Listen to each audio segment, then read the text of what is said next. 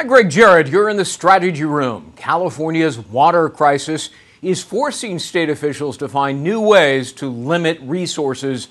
But one community, it's called Mountain House, is only days away from having no water at all after the state cut off its only water source. The state originally sought to dramatically cut water use by farmers, but Mountain House just happens to be one of the senior water rights holders Sacramento is targeted now as part of its tougher set of rules. Here with reaction, our political strategists, Joe Lestingi and Ashley Intartaglia. Joe, what do you think of what's happening in California? This is tragic, and this is terrible that it's gotten down to this level. The water situation out there is really bad. This drought is much worse than I think most people think it is. In fact, if you looked at the Washington Post today, there was a story on the front page about how the aquifers underneath California are also starting to dry up very quickly. This situation is now hitting people in their homes just for drinking water. The Mountain House is doing a good job trying to look for alternative sources, but it's tragic because you've got big cities that feed off of these water sources, and it's a give and take. You know, I hope they can get this resolved. Ashley, 2/3 of Californians get their water from the north. It comes from rainfall in the mountains. It flows into a vast delta, and then it's controlled by a series of levees and dikes. Now, this has worked wonderfully for more than a century. But suddenly, the federal government stepped in a handful of years ago, the U.S. Fish and Wildlife Service, and they cut off the water flow to Central California and Southern California completely. And what did they do with it? They dumped $1.4 trillion of that water out into the ocean. Why? To save the little Delta smelt, a 3-inch translucent fish. What's your reaction to that? Well, what the people in California are going through is tough right now, and we've seen that California is now imposing a lot of restrictions on farmers. They're asking people to take shorter showers, do their laundry less, and this isn't an issue that's going to go away by a heavy rainy season. This is something that's going to require a lot of very smart, innovative people to come to the table.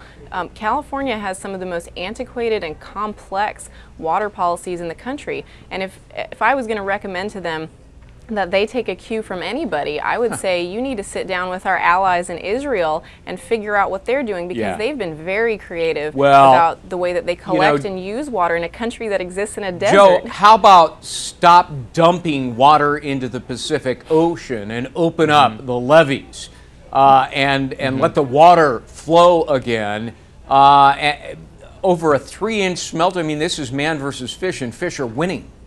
There have been many cases of this in our history where we've protected wildlife or environmental areas because it's about a long-term investment, whether it's the future food chain that those smelt are involved in, which is also a food source. California's problem is that there's a lot of people who live in the southern portion where there is no water, so they take it from the north, and it's not going to be sustainable. I mean, the Colorado River doesn't even run the ocean anymore. It's been sustainable for more than a century until the feds stepped in. The droughts have been really, really bad. I mean, it's been horrible, and it's not something they expected. I grew up in Georgia, and in Georgia, we went through a decade of a drought where we had to restrict our water usage down there too, and it is an issue that a state has to deal with. And we fought with Tennessee over dams for the rivers that flow into that state. If you look at this isn't new, by the way. West Virginia has cities, and they're flush with water. They have cities that have no water, and this is a real fight coming for this country. You know, I mean, we talk about oil all the time. I think fresh water is going to be the next battle. I grew up in California. It's an arid climate.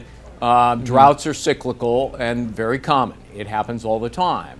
But the genius of California engineers is constructing this wonderful, workable system of dikes and levees, and it has worked.